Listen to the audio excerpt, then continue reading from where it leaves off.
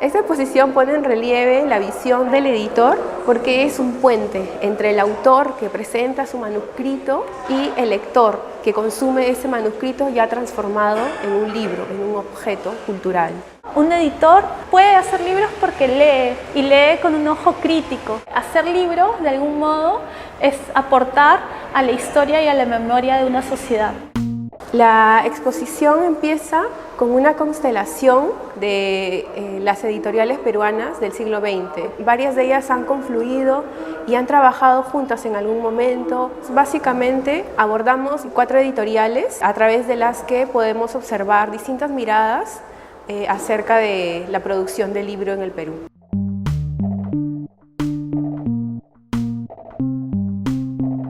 Se titula La escena del libro porque un poco parafrasea el libro de Mariátegui, La escena contemporánea, y en lo que hace referencia es a la labor que tiene Minerva por renovar la escena editorial a comienzos del siglo pasado, ¿no? En el año 1925 se fundó la empresa con el nombre de JC Mariátegui y compañía, editorial y librería Minerva. Hay una propuesta por los hermanos Mariátegui, especialmente de José Carlos, que es el director artístico y literario de la editorial Minerva, por hacer de su labor editorial una labor cultural, ¿no? El diálogo entre lo político, la sociedad y las artes está presente en la propuesta de Minerva. 5 metros de poemas es un ejemplo así de la mirada de vanguardia que tiene Minerva. La propuesta de imprimir de un solo tirón, ¿no?, en un papel de 5 metros de largo es una propuesta de Mariátegui, ¿no? Y es considerado 5 metros de poemas el primer libro objeto peruano. Bueno, lo que tenemos aquí es en realidad un testigo de la historia del Perú, ¿no?, de los primeros años del pensamiento peruano, ¿no?, del siglo pasado. Es la primera máquina de la editorial Minerva. Es una Export Nebbiolo que además está numerada, tiene el número 1, era costumbre de la editorial numerar todas sus imprentas, y esta es importada por los hermanos Mariátegui desde Torino, en Italia. Fue La escena contemporánea, la primera obra que fue impresa en esta máquina en el año 1925, y en 1928 la obra cumbre de José Carlos Mariátegui, Los 7 ensayos de la interpretación de la realidad peruana en Perú.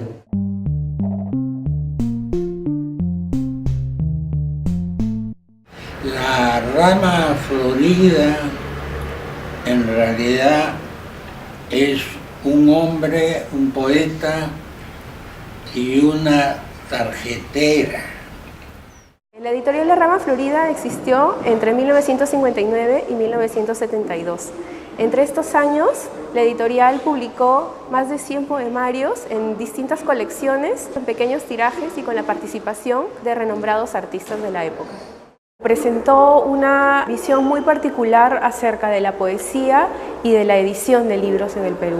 Resaltaba mucho el lado artístico de sus ediciones, por el papel en donde fueron impresos, la delicadeza que transmiten a través de esa impresión artesanal hecha por el mismo poeta y editor en su taller en Chaclacayo.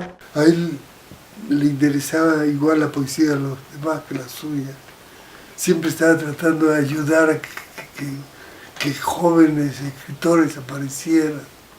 ¿Cuántos jóvenes poetas de esa época aparecieron en La Rama Florida primero? Publicó a todos los jóvenes de esa época con buen ojo, porque todos han ocupado un lugar en la literatura, ¿no? César Calvo, Javier Heró, Lucho Hernández, bueno, una serie de poetas. Diversas personas han destacado que el hecho que mi primer libro de poesía haya sido editado por La Rama Florida es como empezar con un buen pie, ¿no? Y Antonio Cisneros lo presentó el libro entre pisco, cervezas y así en una casa. Esa fue la presentación de Senda del Bosque. Vuelvo a lo fundamental. Javier Sologuren fue el héroe de mi generación.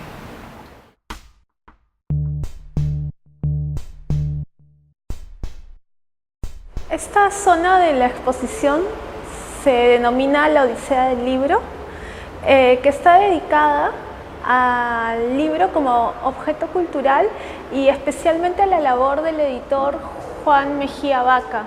Su labor editorial a mediados del siglo XX abrió caminos para que una industria del libro y también una producción de ediciones populares se fomentaran y crecieran, para que sobre todo la ciudadanía tenga mayor acceso al libro y a libros de buena calidad y a bajo costo. Creo que no es exagerado decir de que publicar con Mejía Vaca era consagrarse.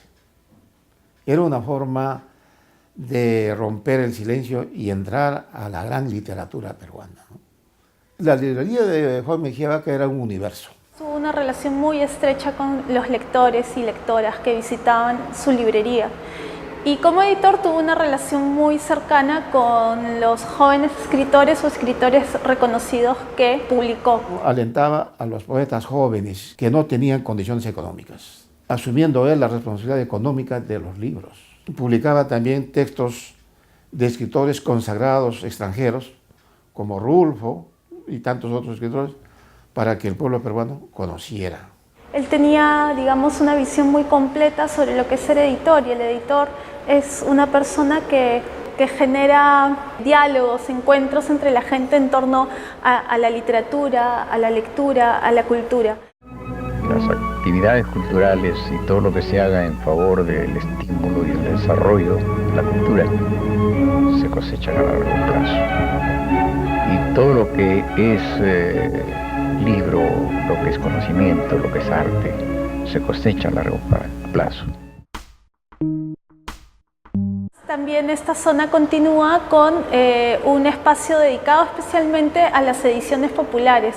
Está el Patronato del Libro Peruano, el Festival del Libro Peruano, Populibros. Todas estas iniciativas estuvieron a cargo del escritor Manuel Escorza. Asimismo vemos otro tipo de ediciones populares como la que estuvo a cargo de Peiza, la Biblioteca Peruana. Entonces acá se presenta de algún modo como a mediados del siglo XX cambia la visión sobre el libro y su lugar en la cultura y en la sociedad. Terreno Sagrado es una sección dedicada al mundo de las imprentas, porque es allí en donde el libro cobra materialidad, en donde se vuelve un objeto hecho papel, diseñado, diagramado, un objeto cultural y sobre todo artístico. Mi padre era un impresor, salió del orfelinato cuando tenía 17 años, entró a los 5, ahí se especializó en tipografía, en impresión, entonces en el año 60 crea Industria Gráfica. Muchos escritores pasaban y venían siempre acá a publicar sus poemas, sus libros, muchos artistas para hacer sus catálogos, muchas aventuras periodísticas como revistas. Tuvo también sus altibajos con la serie de atentados, de asaltos que ocurrían cuando tú imprimías olla, caretas o hacías libros que estén en contra del gobierno militar.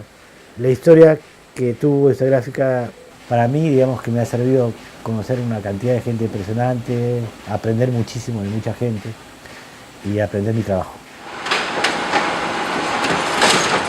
En el año 72 se había constituido el Instituto Nacional de Cultura. Yo mismo fui y me presenté y solicité trabajar en la editorial del INC. Un día Juan Gonzalo Rose fue a mi taller y me dijo: Víctor, ¿por qué no hacemos una empresa donde damos servicio de imagen y boletines periodísticos? Él llegó el día siguiente con el nombre Arte Reda. Arte Reda significa arte y redacción de publicaciones especiales. En una carátula que se llamaba La partida inconclusa, estuve trabajando todo manualmente con una especie de collage. Eso fue todo un trabajo de experimentación y proyección hacia la separación de colores, que de alguna manera lo visual refleje el contenido y el texto a la vez. Toro Montalvo es un poeta muy singular, a quien yo siempre he respetado y admirado, le dije, bueno, hagamos una cosa, pero no un libro simple, hagamos un libro especial. Entonces le hice la portada de 6 huevos, en la cual un huevo estaba troquelado y lo partí dentro, y dentro estaba el título. Cada libro tiene una historia, todos los libros tienen una historia y yo me acuerdo de todos. De repente no me acuerdo en qué fecha nada, pero sí me acuerdo en qué circunstancias, cómo lo hice y con quiénes lo hice. Y sobre todo, que cada libro para mí me llevó a una nueva amistad.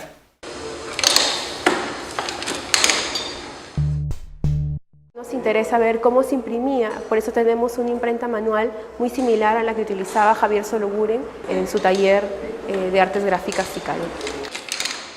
También tenemos 2 fotografías muy interesantes de Daniel Pajuelo, en donde vemos a lectores estableciendo un vínculo personal con el libro. Esto nos sirve de entrada para nuestra última sección que hemos llamado Lectura en Movimiento.